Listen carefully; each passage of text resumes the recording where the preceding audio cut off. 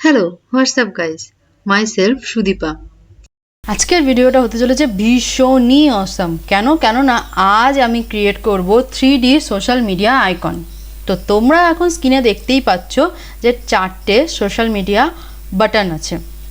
বাটনগুলো সাদা ব্যাকগ্রাউন্ডের মধ্যে সাদা রঙের 4টে বাটন আছে, যেই বাটনগুলোর পিছনে হালকা শ্যাডো এফেক্ট দেখতে পাচ্ছ তোমরা ব্ল্যাক কালারের, যার জন্য বাটনগুলোকে অলরেডি 3D মনেই হচ্ছে। এইগুলো তো কিভাবে ক্রিয়েট করব এবং এই বাটনটা 3D কিভাবে হবে এটা ভিডিওতে দেখতেই পারবে। তো তার আগে তোমাদের দেখিয়ে দিই যে যেই মুহূর্তে আমি মাউসটা এই বাটনগুলোর উপর হোভার করব কি হোভার এফেক্ট হতে চলেছে। তো যেই মুহূর্তে আমি ফেসবুকের বাটনটার ওপরে মাউস হোভার করব, পুরো বাটনটা তো 3D হয়ে গেল। 3D এফেক্ট দেখতেই পাচ্ছ, তার সাথে ব্যাকগ্রাউন্ডের কালার চেঞ্জ হয়ে গেছে এবং ব্যাকগ্রাউন্ডের কালার সাথে বাটনের কালার কিন্তু আলাদা, যার জন্য ব্যাকগ্রাউন্ডের কালারের সাথে বাটনের কালারটা মিশছে না। বাটনের মধ্যে একটা সুন্দর এফেক্ট হচ্ছে, 3D এফেক্ট হচ্ছে এবং তার সাথে নিচে ফেসবুক লেখাটাও কিন্তু চলে এসেছে। এবং এই সবকটা বাটনে কিন্তু আলাদা আলাদা এফেক্ট হবে। এইটা ফেসবুকের কালার হয়েছে, এটা হবে টুইটারের কালার এবং নিচে টুইটার লেখাটাও আসবে। এটা হবে ইউটিউবের কালার এবং নিচে ইউটিউব লেখাটাও চলে এসছে। এবং এটা হবে ইনস্টাগ্রামের কালার এবং নিচে ইনস্টাগ্রাম লেখাটা তোমরা দেখতে পাচ্ছ চলে এসেছে। পুরো প্রজেক্টটা হবে শুধুমাত্র HTML আর CSS এর ওপরে। তো এই পুরো জিনিসটা আমি কি করে ক্রিয়েট করি সেটা দেখার জন্য তোমাদের এই পুরো ভিডিওটা না স্কিপ করে দেখতে হবে। চলুন তবে দেখে নিন এই কম্পোনেন্ট আমি কিভাবে ক্রিয়েট করি। কোডিং করাকালীন আমি কোনো কথা বলছি না। কোডিংয়ের কোনো স্টেপে যদি কোনো প্রবলেম ফেস করো আমাকে অবশ্যই সেটা কমেন্টে বলবে, আমি সেটা সলভ করে দেবো।